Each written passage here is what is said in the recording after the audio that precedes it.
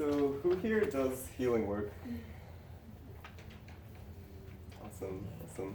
I like to say that we're all healers and that we all have that within our DNA to be able to heal. Yes.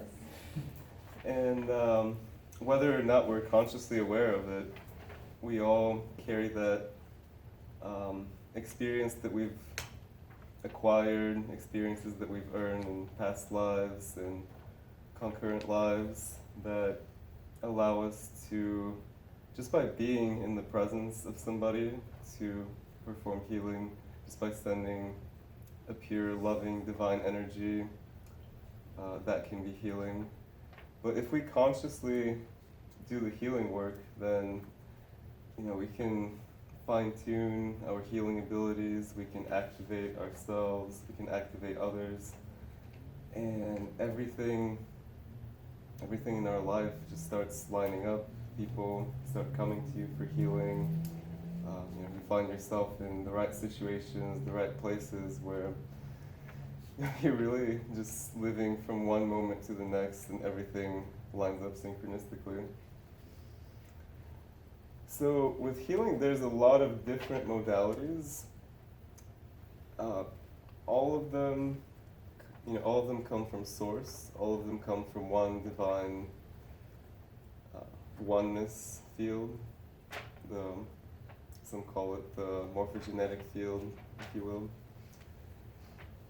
And through that field, we can learn or pick up different things, different activations, different modalities without even really learning them. Just like you would from a textbook, you can activate things within yourself, things that are present there. And my style of healing is a combination of everything that I've learned: Reiki healing, pranic healing, massage therapy. I'm a licensed massage therapist. And lots of other different modalities that I've picked up along the way. And with each healing that I do, I scan the person's energy, I see what their soul needs, I use my divine guidance, and I become a channel of the divine, because other people, they have experiences that certain words, certain images, certain sounds, even particular healing modalities that, for one person may not be in most congruence with, for another person, that's what activates them. So, what I have here is a quick guide through of certain healing things that you can do for yourself and for others.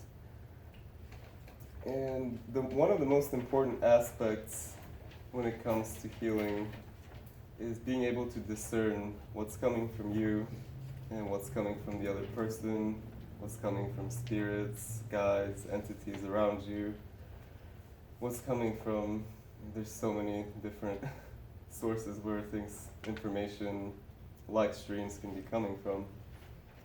So, in the beginning, we all have to start discerning whether what we're feeling is actually our thoughts, our feelings, our emotions. And we can do that starting with the breath. So everyone take a deep breath. Hold it at the top. Exhale. And as you take a breath, notice that you're present within your body. As you're taking that breath, you're focusing inward. Let's take another one.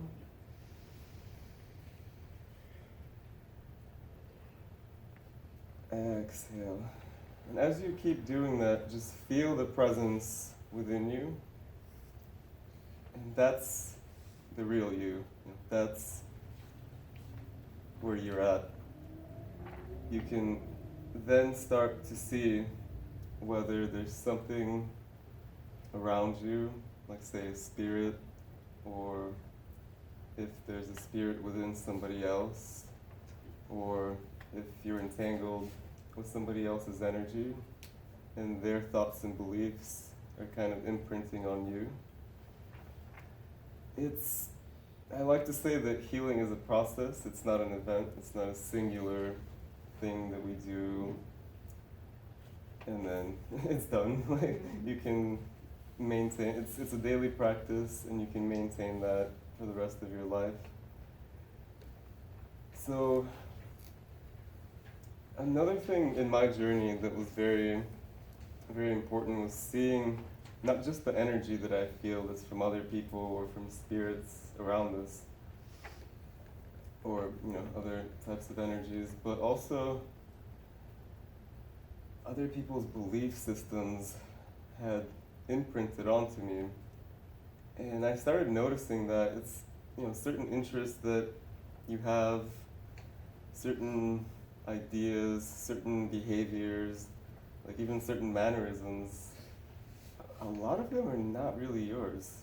A lot of them could be from your parents, could be from schooling, it could be from TV, from all sorts of different sources. So we have to all do the inner work, become aware of what's really ours, and ask ourselves deeply, like when something like that occurs, when we notice something within ourselves, a behavior, a thought form, a pattern, we have to ask ourselves, is that really coming from me? Is it really coming from my soul? Or is it coming from the TV or programming or somewhere else? And we can do that in meditation. We can do that while doing healing. We can do that while we're out in the park, while we're enjoying nature, connecting, tuning in. So that's one of the most important things as a beginning step, is to realize where things are coming from and whether it's truly from us, from our divine guidance that we always have access to. We're never not connected to Source.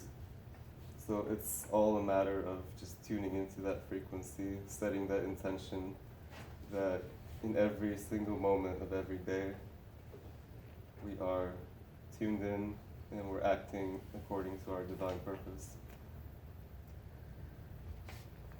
As far as the healing process itself, there's, like I said earlier, there's so many different modalities. They're all divinely guided, and I feel that every person can be a channel for that healing. So you can pick ones that resonate with you, Reiki, pranic healing, or you can do whatever your guidance, your spirit guides are telling you. At the beginning of the healing, ask for your divine guidance and your spirit guides, the angels, the divine beings abiding by the law of one, to come to your help and to work through you to help the person, to guide you, to guide your hands, to guide your thoughts, your presence to the exact place that needs healing. Also ask that the person that you're healing, their guides and their true source origin and soul family are also present, and that they're also helping you and helping the person to heal them.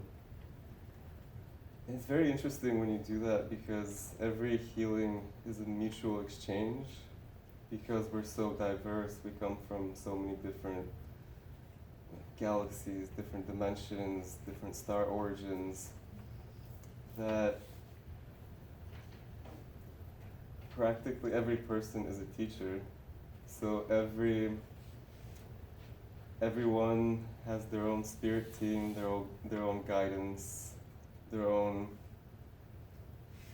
I am presence, their own soul, which is a collection of all of the presences that they have been, past, present, and future. So every person can be a teacher. So once you ask for that guidance,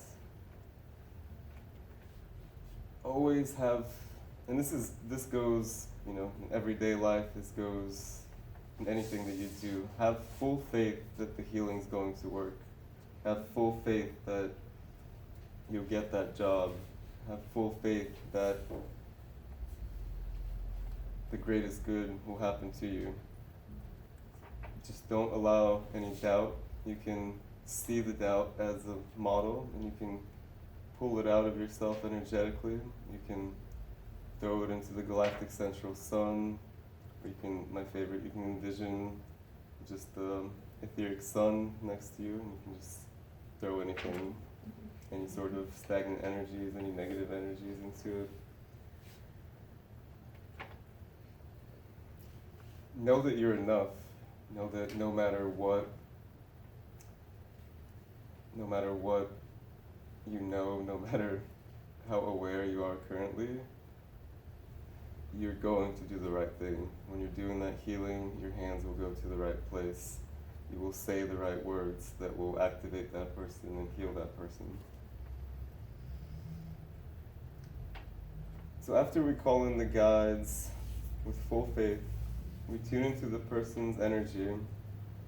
We can ask the divine healing energy to flow through us.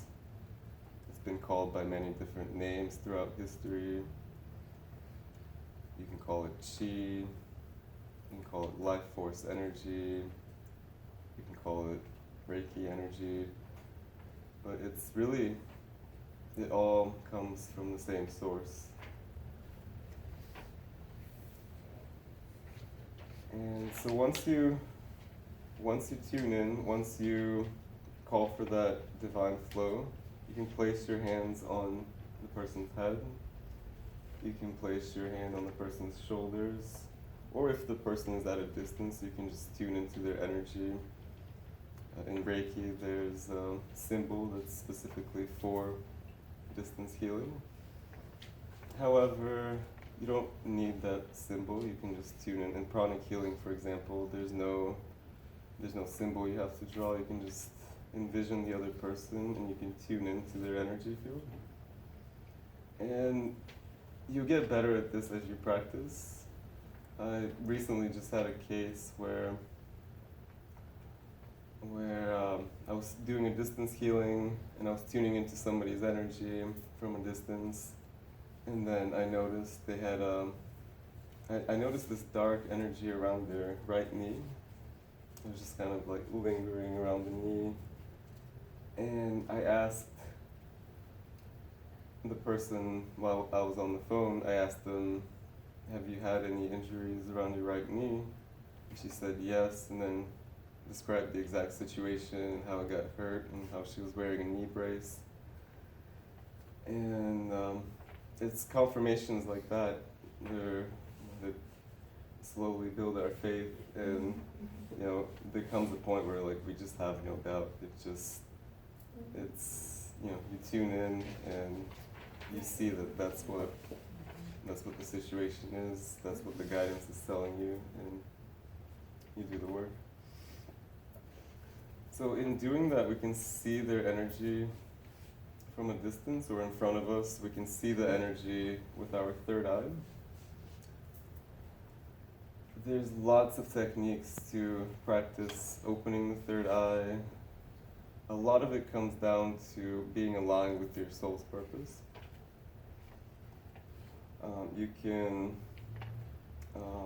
Because when you're aligned with your soul's purpose, you receive gifts as you ask for activation and downloads. You receive gifts that you can use to help others, to help yourself. Other techniques include meditation, energy work, Kundalini yoga, inverted yoga poses, of course eating and drinking clean, breathing techniques.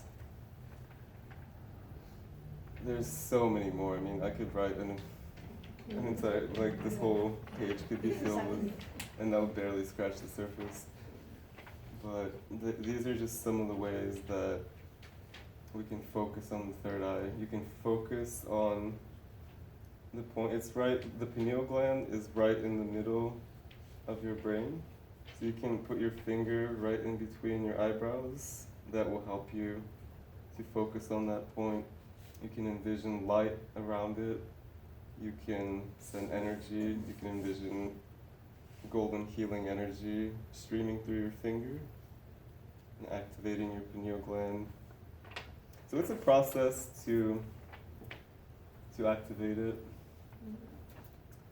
Let's all try it. Let's put 2 fingers right in the middle of our forehead, right between the eyebrows.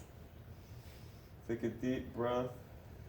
Send healing energy to the same center of the brain.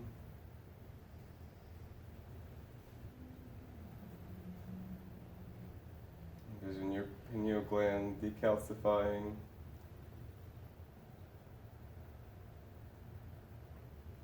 Breathe into the pineal gland.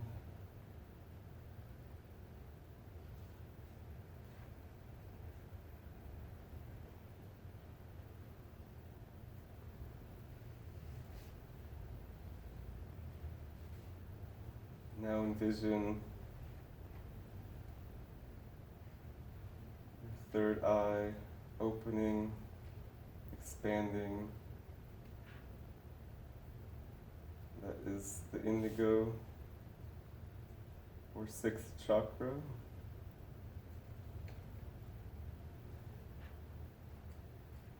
Envision it glowing bright.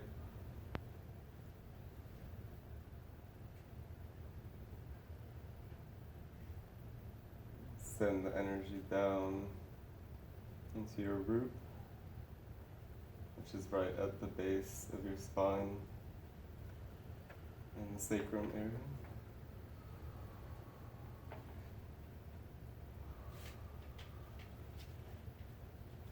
Now breathe in energy from the earth. Envision it passing through the soles of your feet, coming up to your third eye.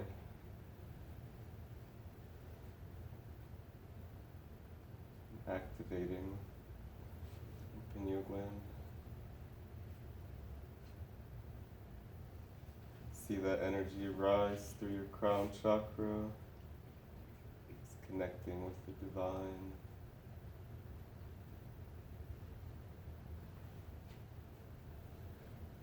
Envision this stream as a golden energy. Passing from the bottoms of your feet throughout your whole body, swirling, taking away negativity, and stagnant energies.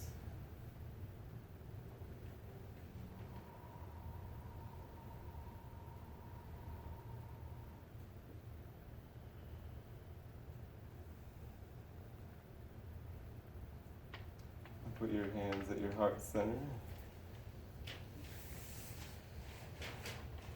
See that golden energy emanating from your heart center in the shape of a torus or a donut around your entire body.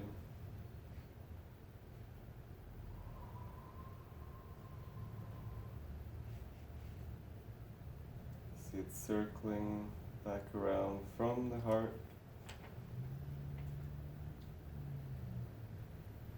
coming back in through the crown, going back through the heart,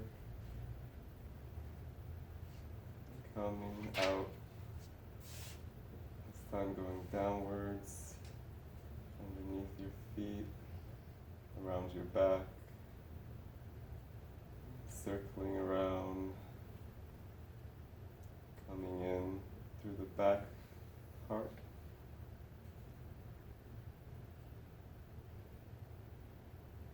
Coming out from the back of the heart, circling around, back to your crown.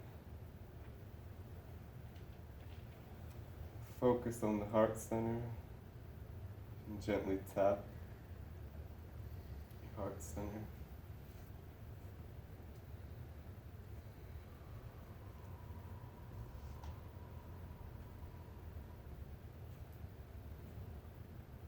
Ask for divine peace,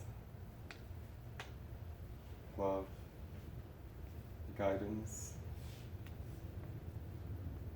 to lead every action, every decision, every thought that you have.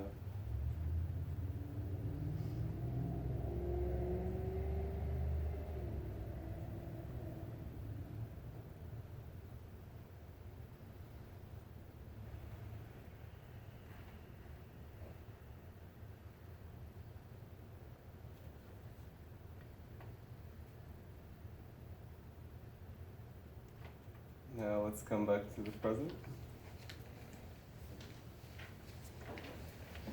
That was just a short meditation showing you the centeredness within the body. And we always have access to the heart space and to moving the energy just like that. And the more we do it, the more we see the actual energy flow, the more our third eye develops through practice. And the more in tune we become, the better healers we become. So just like we did that, once you've called in your spirit guides, once you've called in the person that you're healing spirit guides, you've tuned into their energy, you've asked for the divine flow of energy, of the Reiki energy to flow through you and to heal the other person, you will be guided to where you should place your hands. It may not come immediately. So you can, if that doesn't happen, you can scan the person's body and you start feeling. There's actually chakras in the middle of your palm. So once those, you can activate those just by setting the intention, or you can do the exercise where you rub your hands together and just focus on those 2 points in the middle of your palms, and then just see the energy, envision this white light in between your 2 hands, forming a glowing ball of energy, and then you can use that ball to shower yourself. So the more sensitive that you become, the more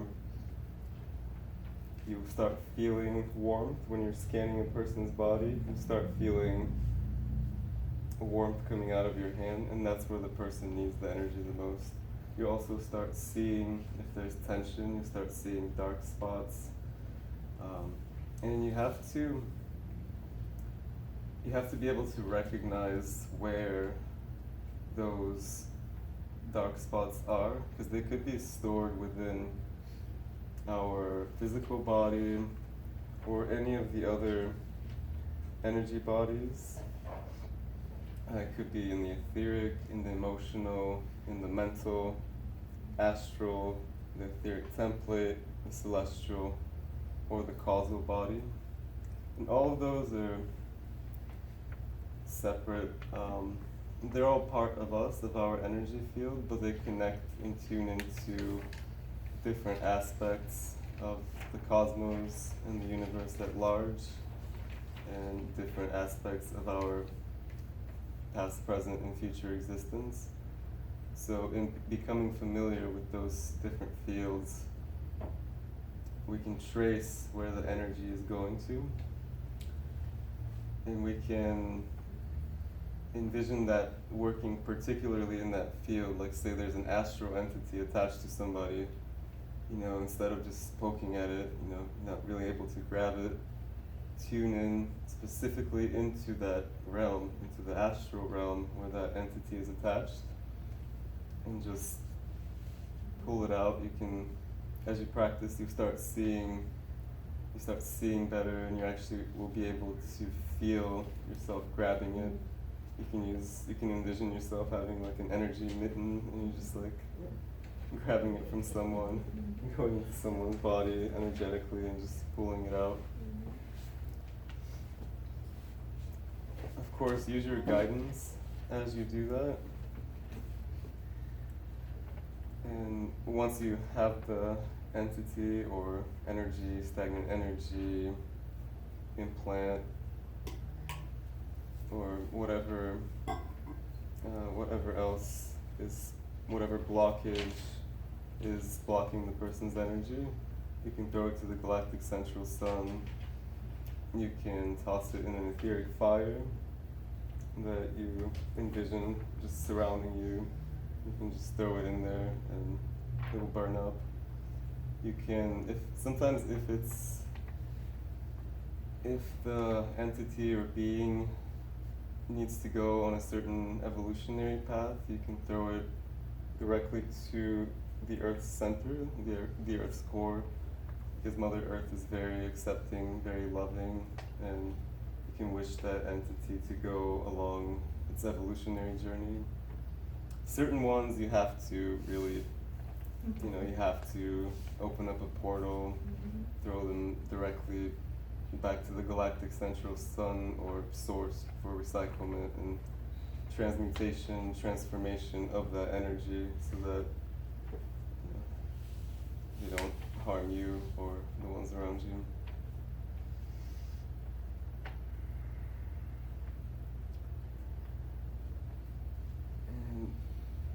And so as you're scanning the person's body, you notice these things. You notice the energy spots that need work. You can notice stagnant energy.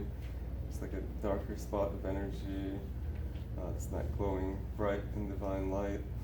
You can notice energy congestion when there's too much energy in one place of the body, or energy depletion when, say, there's a blockage at the solar plexus level and there's too much energy in the upper body, but then the lower body is just depleted.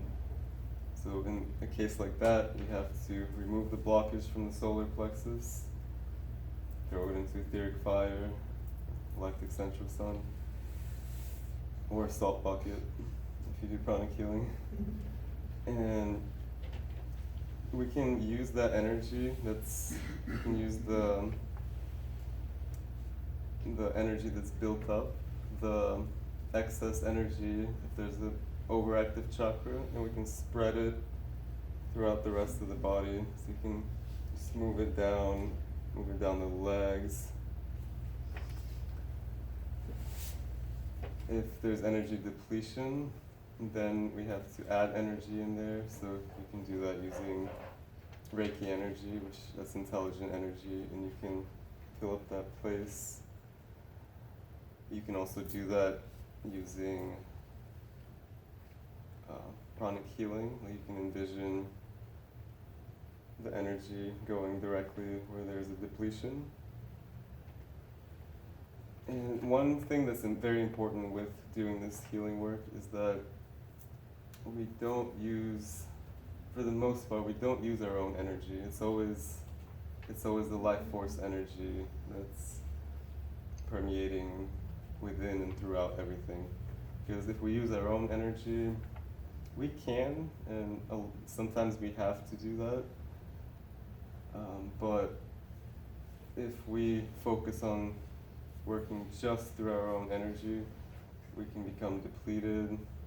We can pick up things, our energy. If we don't know how to separate, disentangle from the person, our energy can become dirtied up. So it takes some practice to know when to remove something and when not to remove something. And always use your guidance as you scan the person's body. Always use your guidance. If there's something there, ask if it should be removed, because it could be a cord to somebody that they love, and that could be It could be like a loving connection, and if you don't have the seeing, if you don't have the knowledge, and you pull that out, could create like an argument between the two people. So we have to be very mindful and use our energy, our divine guidance to know when to pull things out and when to leave them there.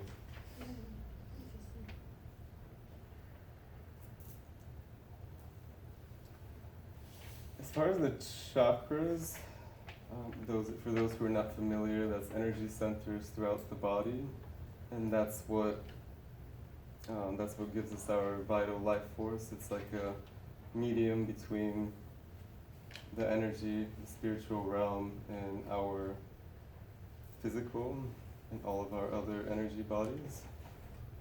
So the chakras, there's many different models. There's the standard 7 chakra model that's very widely accepted. In pranic healing, it's 11 chakras. There's up to 144 chakras in the human body. There's so many different models, and that's because we all come from a different place. We were all, the DNA of humanity has been altered, and there has been contributions from many different sources. So each design is different, each body is different, each energetic design is different. And we have to be able to open ourselves up to those extra chakras and those different energy models, and just use our third eye through experience to be able to perceive and see those, because it's not all the same. It's not one chakra system fits everyone. There's chakras we can activate through inner work, through healing ourselves, through healing others. There's chakras in our feet that can help bring the energy from the earth into our body. There's chakras beyond the crown chakra. There's the soul star chakra, which is our connection to universal consciousness, galactic consciousness. There's the earth star chakra, which contains a lot of the karmas and a lot of our DNA memory. There's so many different aspects. I've heard of people moving around their chakras, their chakras activating, and then they start moving around their body, and they'll see them moving and fluctuating.